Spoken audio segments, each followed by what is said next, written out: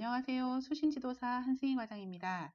2020년 제102회 기초업무평가고시를 앞두고 수신, 신용카드, 전자금융, 동영상 강의를 준비하였습니다. 올해부터는 기초업무평가 고시 과목이 변경되어서 기존에 분리되어 있던 수신과 신용카드, 전자금융이 하나로 통합되어 평가가 치러질 예정입니다. 출제 범위는 2020년 수신실무 강좌 교본 전체입니다. 과목이 통합되면서 출제 범위가 늘어나 걱정이 많으실 텐데요. 조금이나마 도움이 되고자 핵심만 짚어드리는 동영상 강의를 준비했습니다. 모쪼록 여러분 공부하시는데 도움이 되었으면 좋겠습니다.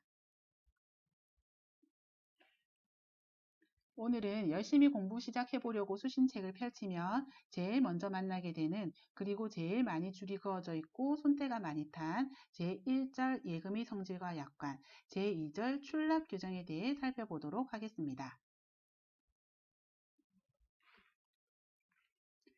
예금 계약은 은행 사이에 체결되는 일종의 채권 계약인데요.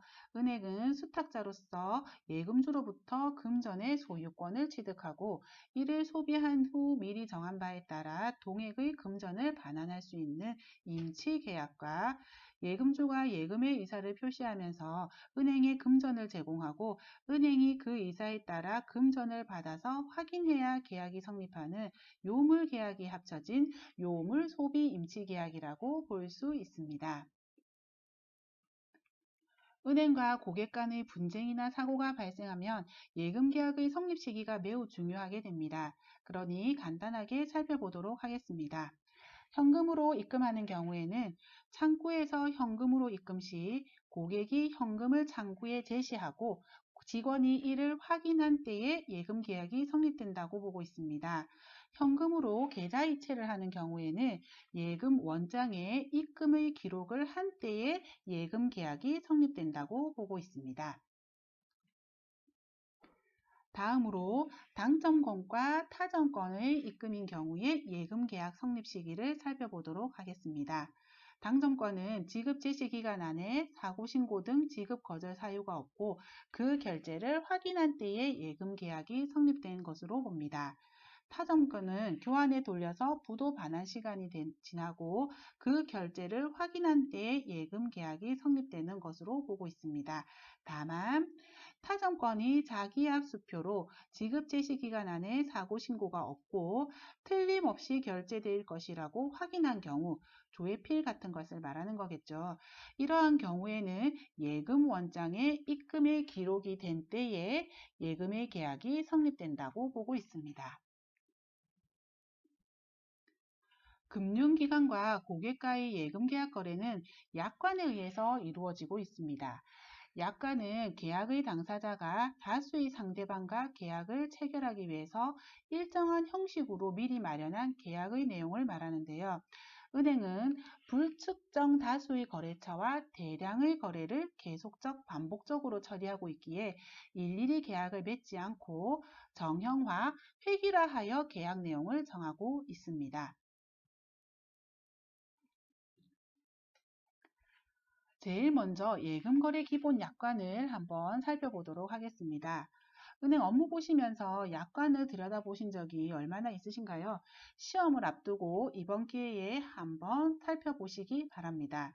예금거래 기본 약관은 입출금이 자유로운 예금, 거치식 예금, 적립식 예금의 거래에 적용하고 있습니다. 실명으로 거래를 해야 하고 필요한 경우에는 서류 등의 제출을 요구할 수 있다고 정하고 있습니다. 제7조에는 예금이 되는 시기에 대한 부분이 명시되어 있는데요. 앞서서 예금이 계약 성립 시기하고 동일한 부분이 많습니다. 그만큼 중요한 부분이니 한 번 더 살펴보시기 바랍니다.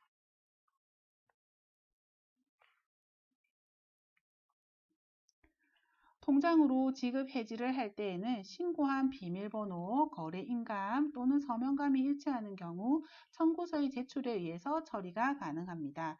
저희가 창구에서 지급을 할 때 통장, 도장, 비밀번호 맞으면 돈을 찾아드리는 경우가 이 약관에 의해서 업무 처리가 가능한 부분이라고 볼 수 있겠습니다.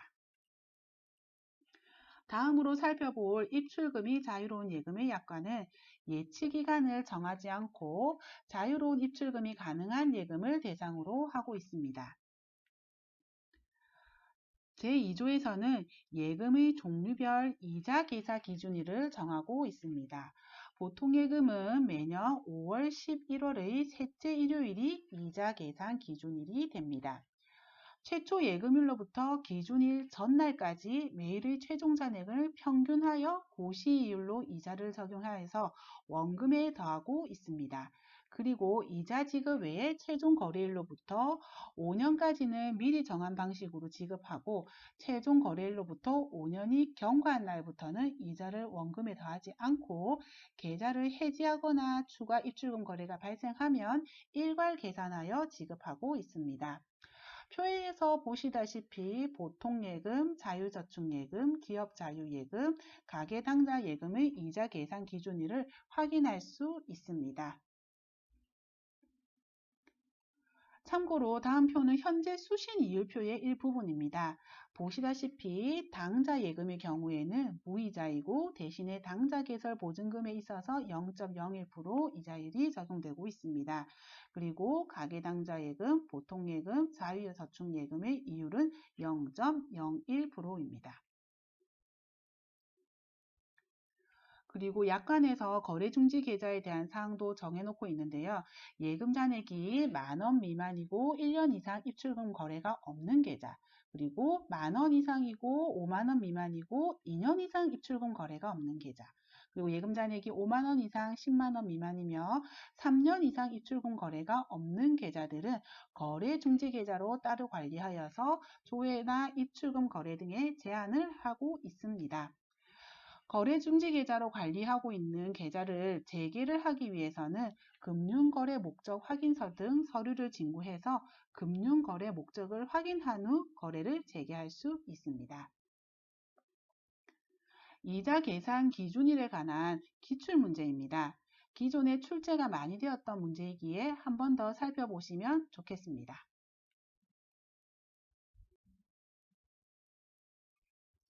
다음 제2절 출납 규정에서는 출납 업무에 대한 사항을 살펴보도록 하겠습니다. 먼저 현금이라 함은 은행 회계 처리상 현금 계정으로 처리될 수 있는 것이어야 하는데요. 통화, 당점권, 타점권으로 구분하고 있습니다.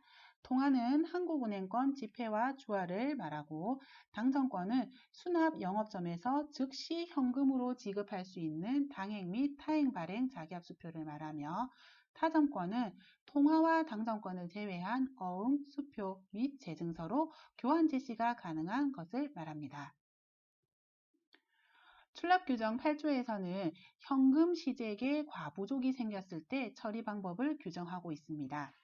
과잉의 경우에는 그 원인이 불명한 것으로서 자동화기기 출납과잉금은 5년 동안, 그 이외 출납과잉금은 3개월간 각각 가수금 계정으로 구분하고 해당 기간 월말까지 원인이 발견되지 않으면 이익금 계정으로 영업 외 수익 잡익으로 처리합니다. 그리고 부족의 경우에는 가지급급 계정으로 처리하고 1개월이 경과해도 원인이 발견되지 않으면 정결권자의 승인을 얻어서 비용 처리하고 있습니다. 어음 및 수표 등을 수납할 때는 다음 사항에 주의를 기울여야 하는데요. 분실, 도난, 기타 사고신고의 유무, 거래정지 처분을 받은 자의 발행 여부, 배서가 완비되어 있는지 정당한지 여부, 위변조 여부, 법정 기재 요건의 결여 여부, 지급기일의 미도래 또는 경과 여부를 확인한 후 수납하여야 합니다.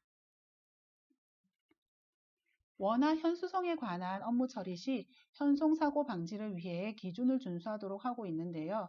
현송 인원은 책임자, 청원경찰을 포함한 3명 이상으로 해야 하며 현송 금액이 1억 원 이하인 경우에는 책임자와 청원경찰을 포함한 2명 이상으로도 운용할 수 있습니다. 현송호는 가스총 등 방범 장비와 휴대폰 등 통신 장비를 휴대해야 하며 현송 전용 차량으로 현송금을 수송해야 하나 현송 전용 차량이 이용이 곤란한 경우에는 안전장치가 장착된 현송 용기에 의해 수송해야 합니다. 다음은 현수송 관련 기출문제입니다. 당연한 내용이지만 다시 한번 확인해 보시기 바랍니다.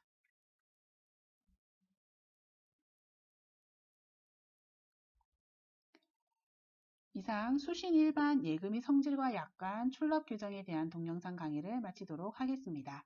시청해 주셔서 감사합니다.